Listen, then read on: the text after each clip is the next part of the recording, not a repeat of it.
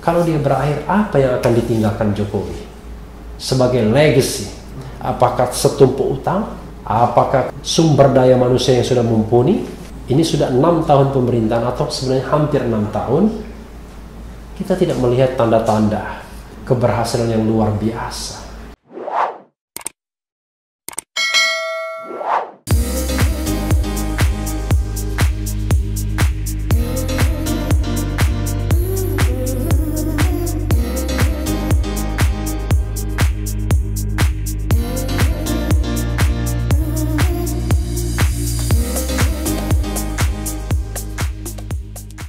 Assalamualaikum warahmatullahi wabarakatuh, Sobat RH sekalian.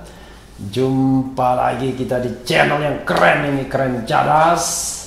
Kali ini kita mau uber, bukan berita sesungguhnya, tapi semacam press release yang dimuat juga di media online.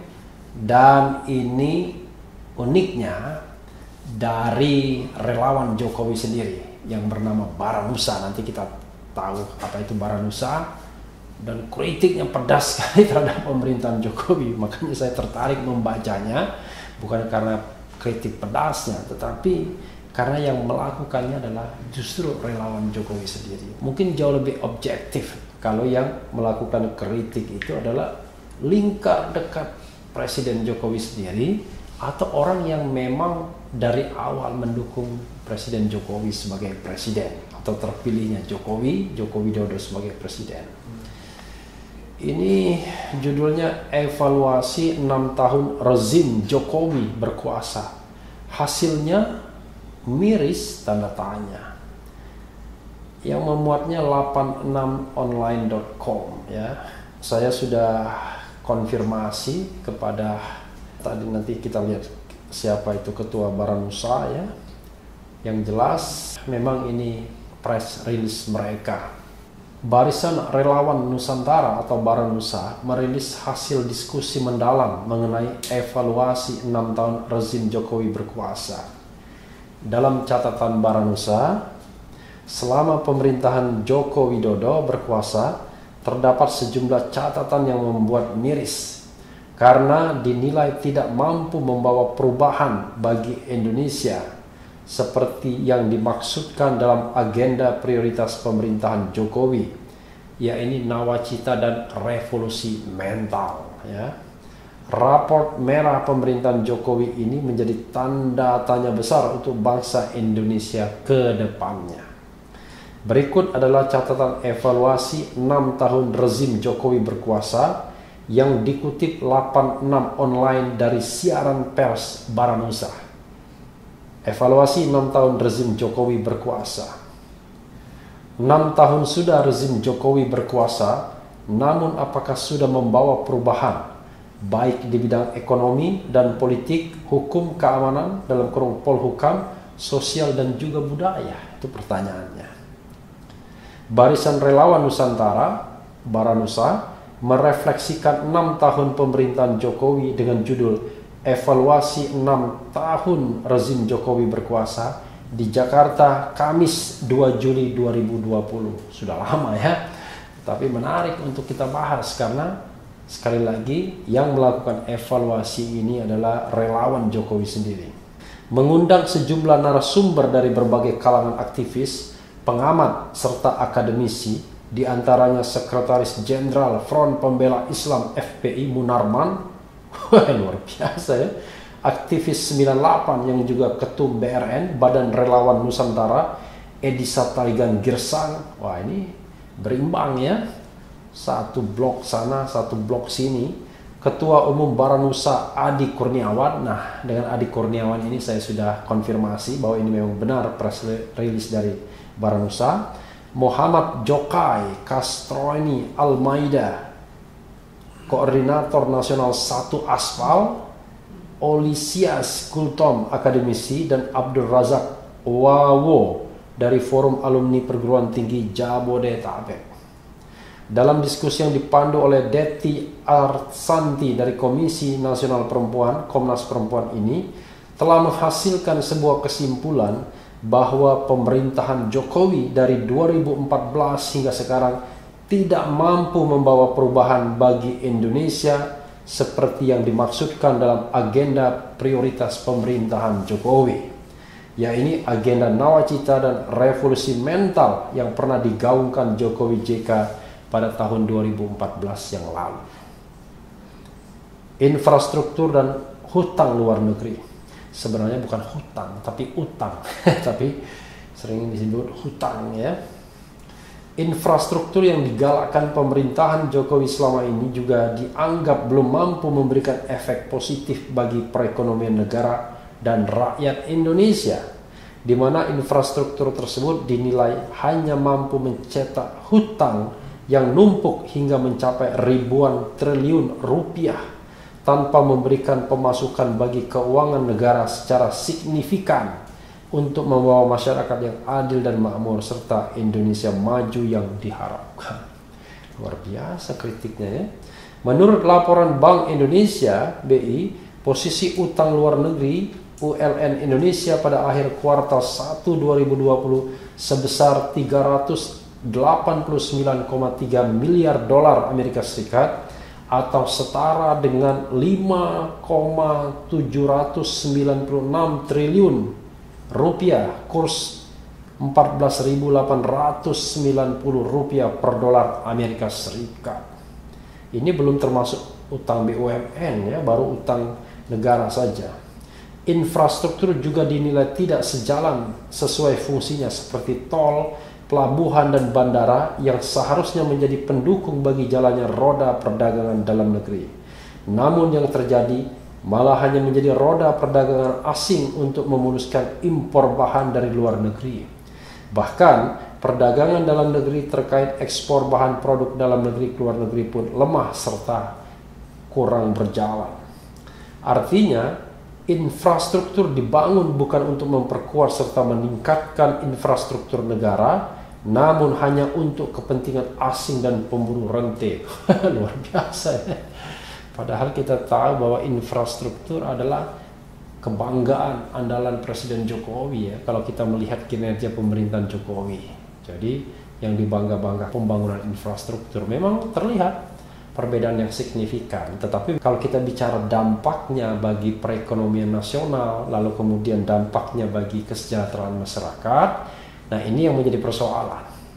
Apakah kita harus menunggu waktu tapi sebelumnya babak belur dulu, ataukah sebenarnya ada strategi lain yang harusnya ditempuh tapi tidak ditempuh? Tapi saya tidak mau membahas itu karena tidak dalam kapasitas saya membahas lebih lanjut ya. Isu berikutnya adalah hukum dan demokrasi. Demokrasi pun redup, kebebasan berpendapat dan berekspresi dibungkam sedemikian rupa terhadap masyarakat yang kerap mengkritisi kebijakan pemerintah yang dianggap telah merugikan banyak pihak, seperti apa yang dialami Constitutional Law Society CLS, mahasiswa Fakultas Hukum UGM, yang mengusung diskusi bertema meluruskan persoalan pemberhentian presiden ditinjau dari sistem ketatanegaraan hingga berujung teror dan intimidasi pembunuhan. Pernah kita muat ya, dibahas di dalam channel ini. Belum lama intimidasi serta fitnah keji juga sempat dialami komika Bintang Emon terkait postingannya mengenai kasus penyiraman air keras yang dialami penyidik KPK Novel Baswedan. Ya tentu kalau kita bicara hukum dan demokrasi banyak contohnya ya, banyak kegagalannya, tapi juga pasti banyak keberhasilannya, jadi harus seimbang. Hanya memang catatan-catatan kegagalan ini perlu membuat pemerintah menjadi waspada ya, gitu. Kemudian isu lainnya, masyarakat semakin terpecah. Selain dibungkam kebebasan berpendapatnya, masyarakat di era pemerintahan Jokowi ini juga kerap diadu domba dan diprovokasi sedemikian rupa agar terus berseteru seperti munculnya cebong versus kadrun. Bukan kampret lagi ya, tapi kadrun. Pancasila versus khilafah, yang seharusnya hal ini tidak terjadi pada kehidupan rakyat Indonesia. Sebab Pancasila sudah final dan tak perlu diributkan lagi, tetapi diterapkan oleh negara sebagai sistem negara Republik Indonesia dalam mewujudkan Indonesia yang bijaksana, bersatu, bermusyawarah, membangun bangsa dan negara menuju Indonesia yang adil, makmur, dan berdaulat. Ya saya juga maunya begitu. Jadi Pancasila sebagai alat pemersatu, sebagai alat untuk menyatukan perbedaan-perbedaan, sebagai alat yang menjadi dasar bagi negara berbuat, ya. Karena saya yakin kalau semua penguasa penyelenggara negara berpegang pada sila-sila Pancasila, maka negara kita pasti negara yang sudah sangat makmur, ya. Baldatun thayyibatun warabun ghafur. Karena kita tahu bahwa mereka yang memegang kekuasaan berdasarkan nilai-nilai Pancasila itu tidak hanya takut dengan masyarakat yang sudah memberikan kepercayaan, tapi juga takut kepada Sang Pencipta, ya kan? Jadi kalau ingkar maka harus dipertanggungjawabkan tidak hanya dunia tapi juga akhirat, ya. Berikutnya, revolusi mental gagal. Pemerintahan Jokowi juga dinilai gagal dalam menerapkan revolusi mental terhadap sistem birokrasi pemerintahannya, dikarenakan masih tetap maraknya kasus korupsi hingga praktik KKN dan rangkap jabatan tetap berlaku di tubuh BUMN serta lembaga negara lainnya. Jadi ini yang saya kritik juga, ya, rangkap jabatan ini. Karena rangkap jabatan ini ya seperti pola bagi-bagi kue BUMN yang memang manis yang memang luar biasa, ya. Kasus korupsi yang paling menghebohkan publik diantaranya terjadi pada perusahaan asuransi milik BUMN, yakni Jiwasraya, yang menyebabkan kerugian negara mencapai puluhan triliun rupiah. Bukan hanya terjadi pada Jiwasraya, tapi juga terjadi pada Asabri hingga Taspek. Sayangnya saya tidak terlalu mengikuti isu ini secara detail, sehingga saya tidak bisa membahasnya lebih lanjut, ya. Kemiskinan dan kemandirian ekonomi. Pemerintahan Jokowi juga dianggap tidak serius dalam menurunkan angka kemiskinan selama 6 tahun memimpin. Kemandirian ekonomi yang tertuang pada Trisakti Jokowi JK pun hanya khayalan yang tidak pernah diterapkan hingga sekarang. Indonesia sendiri sejak dipimpin Jokowi tetap sama seperti presiden-presiden sebelumnya yang tetap bergantung pada investor asing dan swasta. Dari sikap ketergantungan tersebut, jika dilihat dari bagaimana tingkat kemandirian Indonesia dalam membangun ekonomi negara, sudah pasti juga tidak mampu menciptakan masyarakat yang mandiri secara ekonomi. Sehingga jelas dampaknya masyarakat tidak kreatif serta sangat tergantung pada perusahaan swasta. Belum lagi dalam sistem ketenagakerjaan yang tidak memberikan jaminan perlindungan serta hukum sama sekali. Ditambah sistem outsourcing serta kerja kontrak.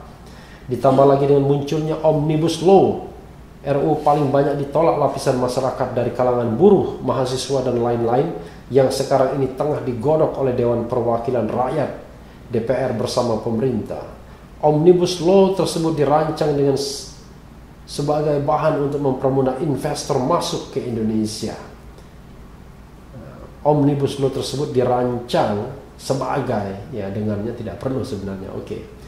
Omnibus Law merupakan rancangan undang-undang tentang kemudahan investasi di Indonesia, yaitu RUU Cipta Lapangan Kerja, cilaka. Memang ya, awal-awalnya cilaka, ya, tapi kemudian diganti menjadi ciptaker. Karena kalau cilaka itu ya artinya celaka. Rancangan undang-undang perpajakan dan rancangan undang-undang UMKM. Namun bagi pekerja aturan ini merugikan karena banyak hak buruh yang tercerabut. Misalnya dimudahkannya PHK, dihapuskannya cuti-cuti penting seperti cuti haid dan melahirkan, jumlah pesangon yang diturunkan, diperluasnya pekerjaan yang menggunakan sistem kontrak, dan alih daya yang bikin mereka rentan diputus kontrak begitu saja. Sampai tidak leluasa untuk berserikat karena merasa harus terus-menerus bekerja agar mencapai target yang ditentukan oleh perusahaan. Ya, jadi memang isunya Omnibus Law ini terlalu banyak mengakomodasi kepentingan pengusaha, karena pengusaha lah yang lebih sering diajak dalam membuat atau merancang rancangan undang-undang ini. Hal lain yang membuat pekerja keberatan dengan aturan ini adalah perubahan upah menjadi per jam yang membuat pekerja dilihat sebagai mesin produksi, ya.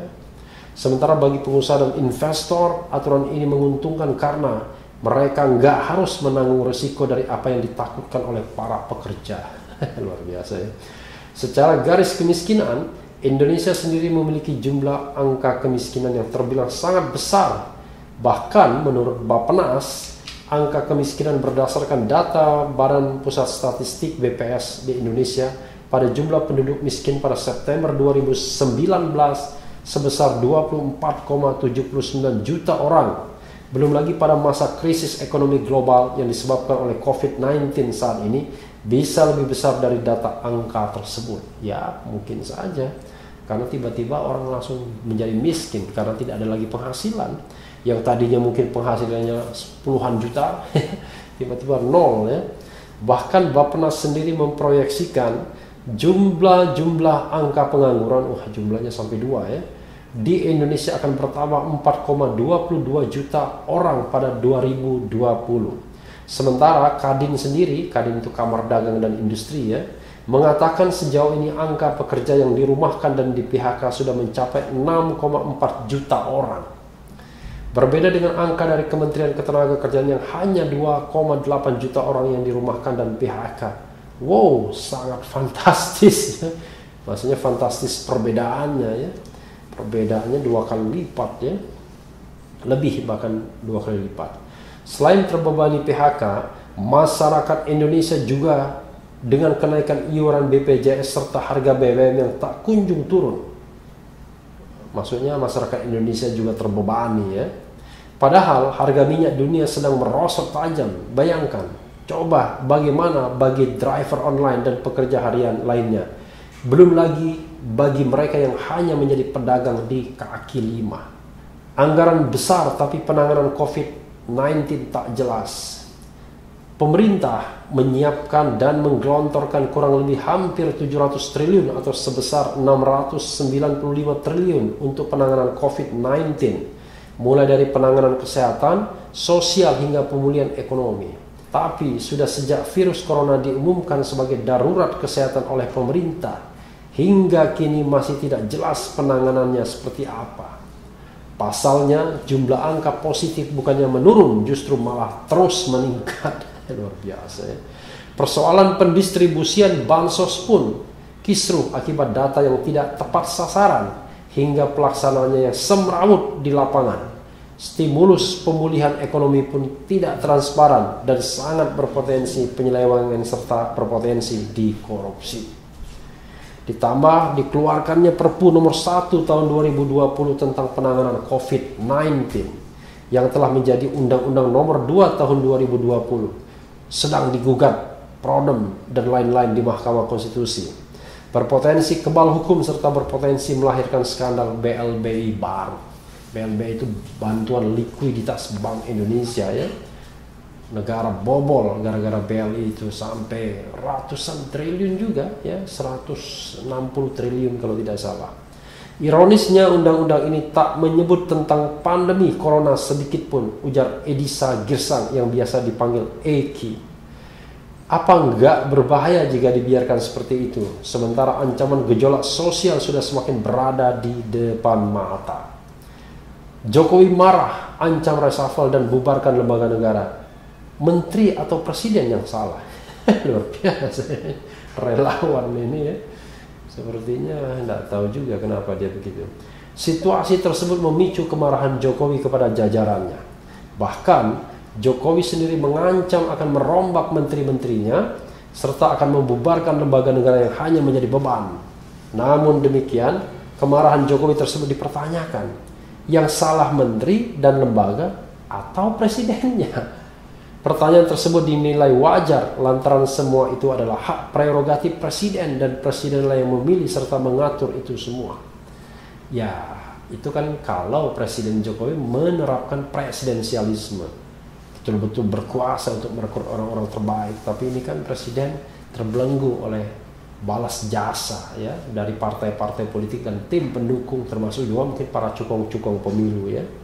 Jadi apabila tengah terjadi kesalahan dalam kinerja para menteri serta lembaga negara yang tidak memberikan dampak positif bagi kinerja pemerintah, maka pantaslah presiden yang disalahkan. Meskipun reshuffle kabinet dan membubarkan lembaga negara Jokowi diyakini tetap akan berporos pada kepentingan oligarki dan partai politik. Ya, saya mengatakan banyak free riders, penunggang gelap di seputar kekuasaan, di seputar istana. Itu yang menyulitkan Presiden Jokowi ya.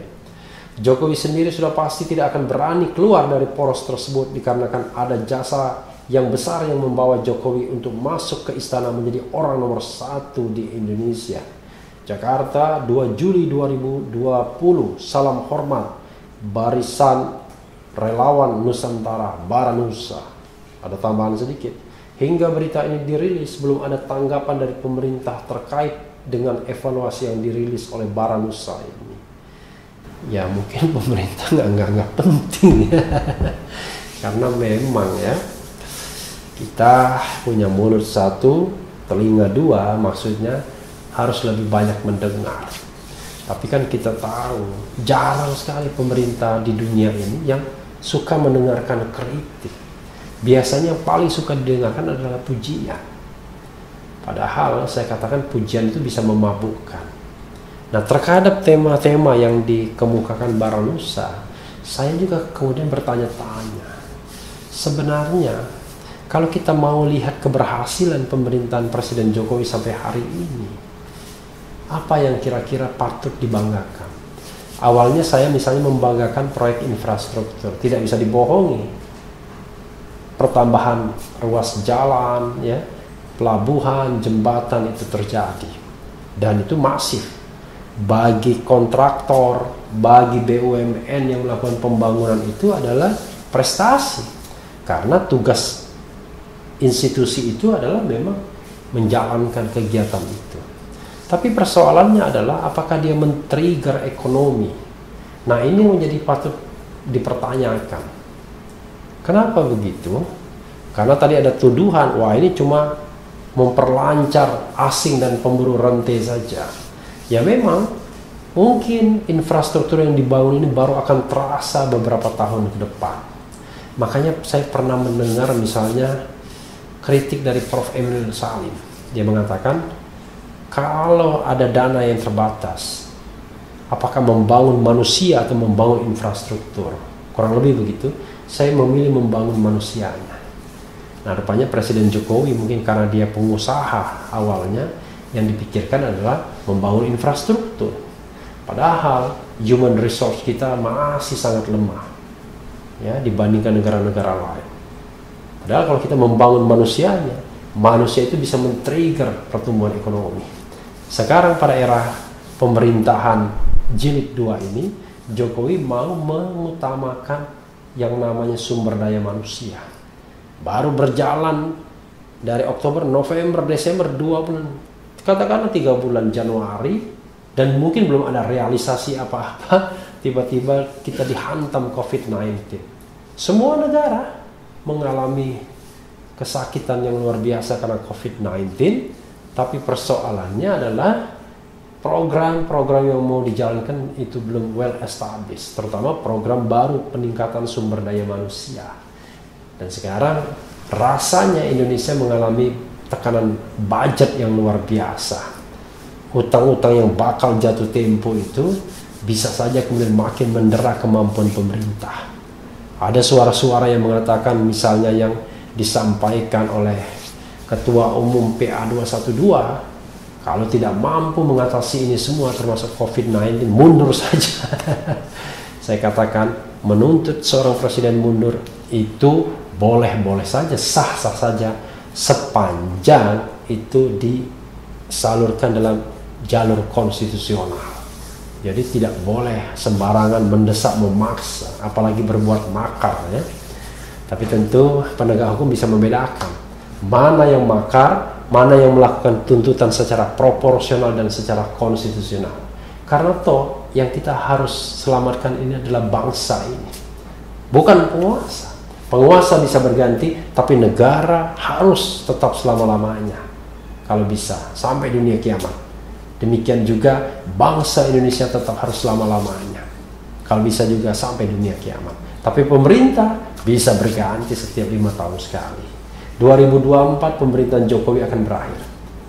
Dalam episode sebelumnya saya sudah mengatakan, kalau dia berakhir, apa yang akan ditinggalkan Jokowi? sebagai legacy?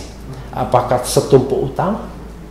Apakah kemudian sumber daya manusia yang sudah mumpuni? Ini sudah 6 tahun pemerintahan, atau sebenarnya hampir 6 tahun. Kita tidak melihat tanda-tanda keberhasilan yang luar biasa, termasuk juga solid foundation, ya, dasar yang kukuh, entah itu bidang politik, hukum, ekonomi, kebudayaan, dan lain sebagainya. Kalau kita mau melakukan evaluasi, memang mudah sekali yang menonjol itu biasanya hal-hal yang negatif, dan menurut saya ini juga ada simplifikasinya. Tapi justru sekarang ini ketika disodorkan kepada kita hal-hal yang positif dan berdampak langsung kepada kehidupan masyarakat, ini yang menjadi persoalan. Awalnya infrastruktur oke, terbangun infrastruktur, tapi apakah dampak ekonomi bagi masyarakat, terutama masyarakat bawah, sudah dirasakan? Itu pertanyaan. Kemudian kebebasan kita. Kenapa Freedom House mengatakan kita negara separuh bebas, partly free, sejak 2016? Ada persoalan di situ. Dalam masalah hukum, aduh, banyak juga persoalan. Soal Novel Baswedan, ya, yang memang tinggalan rezim ini, kemudian juga soal rezim sebelumnya seperti Munir dan lain sebagainya, masih jauh. Dan korupsi, jangan lupa bagaimana korupsi itu kemudian, ya, pemberantasannya saya tidak melihat ada proses penguatan yang luar biasa. Bahkan 2 kali pemilihan pimpinan KPK dalam masa pemerintahan Presiden Jokowi saya menganggap penuh politisasi. Bukan orang yang terbaik yang dihasilkan, tapi orang yang dengan kompromi kuat, baik di eksekutif maupun legislatif. Mereka lah yang terpilih. Kondisi KPK hari ini dianggap masih memprihatinkan. Contoh misalnya kasus-kasus yang baru, di mana Harun Masiku? Yang dari Serbia, Lumowa bisa diambil, tapi Harun Masiku kita tidak tahu di mana posisinya misalnya. Ada juga kasus Joko Sugiarto Chandra yang melibatkan institusi penegak hukum misalnya. Jadi banyak kerumitan di dalam proses berpemerintahan saat ini. Tapi kuncinya sesungguhnya adalah satu, ekonomi. Bagaimana ekonomi kita kemudian bisa kita atasi. Yang kedua, bagaimana leadership kepemimpinan Presiden Jokowi bisa mengatasi ini semua, bisa keluar dari ini semua. Karena pemimpin besar adalah pemimpin yang mampu keluar dari kesulitan. Kita lihat apakah Presiden Jokowi bisa menjawab tantangan dari relawannya ini sendiri yang mengkritik banyak aspek dalam 6 tahun atau hampir 6 tahun pemerintahan Jokowi. Kita tunggu. Mudah-mudahan kondisi kita terus membaik atau bisa membaik, dan kita bisa terbebas cepat dari COVID-19, hidup normal, berpenghasilan yang baik, terlindungi, disejahterakan, dimakmurkan negara, dan dicerdaskan pula.